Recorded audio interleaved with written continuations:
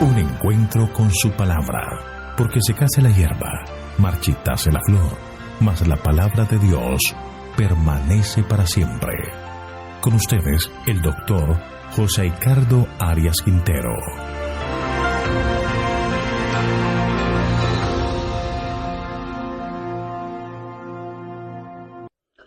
Hoy seguimos nuestro estudio de Mateo capítulo 8, la sección titulada Los que querían seguir a Jesús. Te invito a orar. Padre nuestro que estás en el cielo, cuán agradecidos estamos contigo, Señor, porque nos regalas un día más de vida. Te pedimos que en este día podamos vivir conforme a tu voluntad, que tú nos acompañes en el desempeño de nuestras labores. Queremos pedirte en este momento, Señor, que tú nos bendigas al abrir tu palabra, que el mensaje que llega a nosotros pueda ser un mensaje de fortaleza y de vida espiritual. Gracias, Señor, por tus bondades. Gracias por estar con nosotros, pues lo pedimos en el nombre de Jesús. Amén. El relato que sigue Mateo es que después del sábado, de ese sábado en particular, mucha gente vino para que Jesús sanara a los enfermos. Y este relato se interrumpe con una interesante afirmación de parte de Jesús. Versículo 18 de Mateo capítulo 8. Viéndose Jesús rodeado de mucha gente, dio orden de pasar al otro lado. Recordemos que Mateo no sigue un orden cronológico, sino un orden temático. El cruce del mar nos lleva a unos acontecimientos interesantes que tienen como objetivo fortalecer la fe de los discípulos. Recordemos que en la sección anterior vemos a Jesús rodeado de muchas personas que buscaban sanidad. Cansado y exhausto por haber pasado muchos días de agotador ministerio público, Jesús cruzó el lago para poder descansar y apartarse un poco de las multitudes que lo rodeaban. Esto parece extraño, pero la realidad que muchas personas rodeaban a Jesús, y según Marcos capítulo 3 versículo 20 dice, y se juntó de nuevo tanta gente que ni siquiera podían comer pan. Así que no tenían ni siquiera tiempo para comer. Elena de White, después de describir su tarea y la forma en que Jesús le contestó las inquietudes que los fariseos habían planteado, ella afirma, y ahora el fin del día le hallaba tan sumamente cansado que resolvió retirarse a algún lugar solitario al otro lado del lago. Libro El deseo de todas las gentes, página 300. Y si seguimos el relato, Jesús estaba tan exhausto que cuando la barca comenzó a navegar, él no tardó en quedarse dormido. Sigamos el relato del deseo de todas las gentes, el mismo libro, la misma página. El Salvador estaba por fin aliviado de la presión de la multitud y vencido por el cansancio y el hambre se acostó en la popa del barco y no tardó en quedarse dormido. Aún para Cristo, ministrar las necesidades físicas y espirituales de la gente exigía el desgaste de fuerzas que debían ser restauradas mediante el descanso y el alimento. Por esta razón, el Salvador buscó unas pocas horas de respiro en medio de sus incesantes labores. Por eso, imaginémonos a Jesús exhausto, atendiendo las necesidades de las personas, respondiendo a la crítica de los fariseos.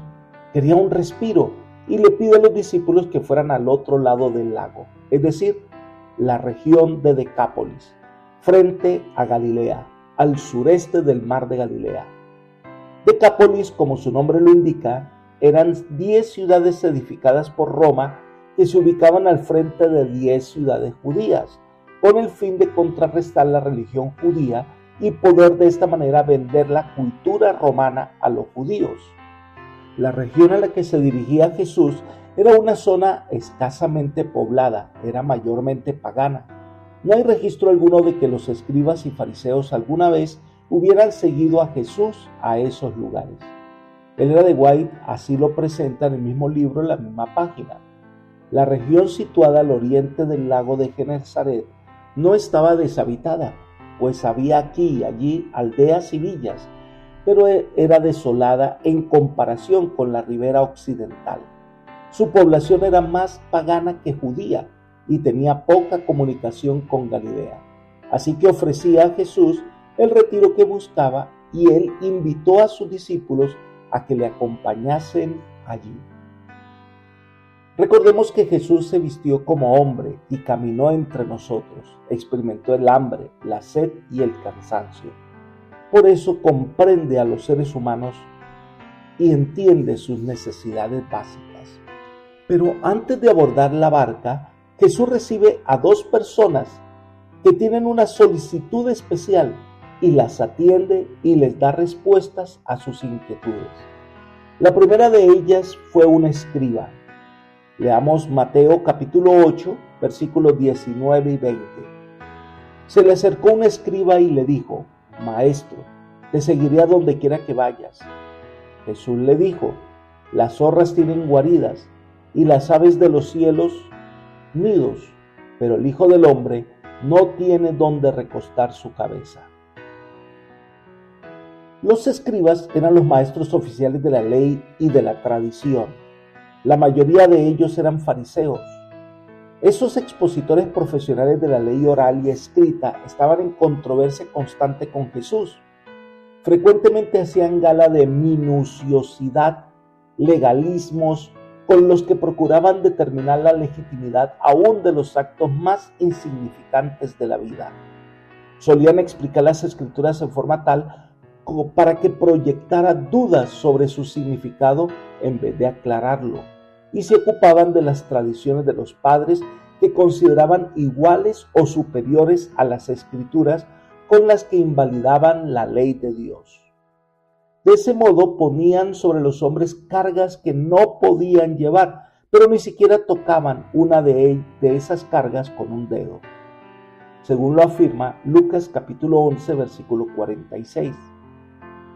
Lo interesante es que este escriba en particular le da el título a Jesús de maestro. Lo reconoce como un hombre que tenía una enseñanza especial y en el caso suyo admiraba a Jesús porque sus explicaciones destruían esas pesadas cargas que llevaba.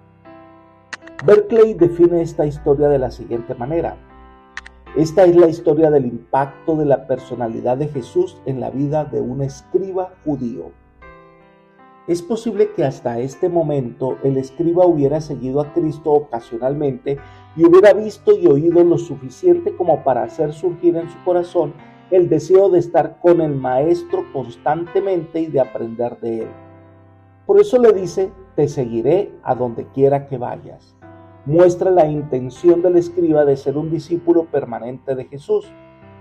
Pero algunos describen al escriba, parecía que fuera una persona más bien temperamental, acostumbrada a actuar más por impulso que por principio, y que no había considerado plenamente el costo del discipulado. El hombre había visto todo lo que Jesús hacía, tenía en su corazón el sentimiento de que era el Mesías, pero quizás no estaba preparado para seguir las penurias que le esperaba como seguidor del Maestro. Veía los privilegios, quizás anhelaba estar en el círculo privado del Mesías. Es a esto que Jesús se le refiere diciendo: las zorras tienen guaridas y las aves de los cielos nidos, pero el Hijo del Hombre no tiene dónde recostar su cabeza. El Señor le mostró con el ejemplo de la zorra y las aves que Él no vino para morar en palacios, no vino a vivir en medio de las comodidades del mundo. Su obra era hacer la voluntad del Padre, servir a la gente. El que estuviera acostumbrado a las comodidades de su hogar, como quizás lo estaba este escriba, sin duda encontraría difícil y desagradable una vida itinerante. Quienes hayan de ser testigos del Evangelio deberán siempre estar dispuestos a soportar penalidades como buenos soldados de Jesucristo. El relato de Mateo no dice qué hizo el escriba, no presenta su respuesta. Es como si dejara la historia abierta para que cada uno de los lectores pudiese tomar la decisión. Sin embargo, Elena de White aplica este texto a Judas Iscariote. Leamos. Mientras Jesús estaba preparando a los discípulos para su ordenación, un hombre que no había sido llamado se presentó con insistencia entre ellos. Era Judas Iscariote, hombre que profesaba seguir a Jesús y que se adelantó ahora para solicitar un lugar en el círculo íntimo de los discípulos. Con gran fervor y aparente sinceridad declaró: Maestro, te seguiré a donde quiera que fueres. Jesús no lo rechazó ni le dio la bienvenida, sino que pronunció tan solo estas palabras tristes: las zorras tienen cavernas y las aves del cielo nidos, mas el Hijo del Hombre no tiene dónde recostar su cabeza. Judas creía que Jesús era el Mesías y, uniéndose a los apóstoles, esperaba conseguir un alto puesto en el nuevo reino. Así que Jesús se proponía desvanecer esta esperanza declarando su pobreza. Libro El deseo de todas las gentes, página 260. Puede ser que alguno venga a Jesús por los motivos incorrectos, creyendo que volverse cristiano es sinónimo de no problemas y larga prosperidad. Con el tiempo se puede decepcionar. Ser discípulo de Jesús conlleva renuncia y aceptación de la voluntad de Dios y tomar caminos que solo la providencia sabe que son caminos de vida. El cristiano debe aprender a confiar en la dirección divina. Después Mateo registra que viene un segundo personaje que se presenta ante Jesús, versículos 21 y 22. Otro de sus discípulos le dijo: Señor, permíteme que vaya primero y entierre a mi padre. Jesús le dijo: sígueme, deja que los muertos entierren a sus muertos. Quizás este hombre había sido ocasionalmente discípulo y ahora se proponía que lo aceptaran como discípulo permanente, en contraste con el otro que quería ser discípulo, pero que tenía la tendencia de ser impetuoso y de actuar precipitadamente movido por sus impulsos. Este hombre, en cambio, a juzgar por la respuesta que Cristo le dio, parecía ser de una naturaleza diametralmente opuesta. Era lento, letárgico y dispuesto a posponer las cosas. La manera en que Jesús aborda a este joven puede parecer dura, pero debemos entender lo que esta frase significa en el ámbito de la cultura de Oriente. No es que su padre haya muerto e inmediatamente debía ir a enterrarlo. No. Con toda probabilidad el padre gozaba aún de buena salud y el tiempo de su muerte estaba en un futuro indeterminado. Es probable que el pedido de este hombre que pretendía querer seguir a Jesús era una excusa para no seguirle o un intento de postergar el momento cuando sería necesario dejar todo a fin de seguirle. Así como el primero tenía exceso de entusiasmo, el segundo tenía exceso de cautela. Es como si le hubiera dicho a Cristo que quería seguirle, pero que no podía hacerlo mientras su padre viviera. Y Cristo le había respondido en esencia que reconocía plenamente la obligación de un hijo para con su padre, pero que debía hacerle notar que la obligación para con el reino de los cielos era más importante aún que la otra. Las demandas del Evangelio trascienden las de los lazos familiares. No se trata de que esos lazos disminuyan en lo más mínimo, sino que no deben constituirse en una excusa para no hacer caso al llamamiento de Cristo al servicio. Jesús le responde: sígueme, deja que los muertos entierren a sus muertos. A primera vista esta declaración parecía ser un tanto dura, pero no es así cuando se le entiende dentro del contexto del tiempo cuando fue hecha. Como ya fuera señalado, estas palabras son parte de figuras en vista de que con toda probabilidad el padre aún vivía y el momento de su muerte todavía estaba hacia el futuro. Lo que Cristo podría haber estado diciendo era que los muertos espirituales debían enterrar a los muertos literales. En el caso de este hombre, existía el peligro de que la postergación lo despojara de sus buenas intenciones y le resultara de mayor provecho romper con sus anteriores relaciones mientras predominaran los impulsos correctos. El cristiano, sobre todo el que quiere servir a la causa de Cristo, debe actuar prontamente cuando Dios impresiona su corazón que así debe hacerlo. Entendiendo el carácter de este hombre, Cristo le presentó para su consideración el cuadro del cambio fundamental que debía haber en su vida si había de ser un discípulo de éxito. Tendría que dar a las cosas más importantes el primer lugar y relegar las no esenciales a un lugar de importancia secundaria. La respuesta de Jesús a su pedido tenía el propósito de estimularlo a la acción. El tiempo de servir al Señor era ahora. El tiempo de seguirle requiere renuncia, requiere dejar todo aquello que nos aferra a esta vida y a este mundo. La vida cristiana comienza con la determinación de seguir a Jesús de corazón. Postergar la entrega al Señor nos ubica en el peligro más grande de nuestra existencia. Ese no es un lugar seguro. Apreciado amigo y hermano, ¿con cuál de los dos grupos te identificas? ¿Quieres seguir a Jesús, pero con la condición de que todas las cosas vayan bien y que tengas prosperidad y que alcances la paz y la tranquilidad sin ningún problema en el camino? Pues quiero decirte que la vida cristiana también está llena de momentos difíciles en los que la fe prevalece sobre las circunstancias.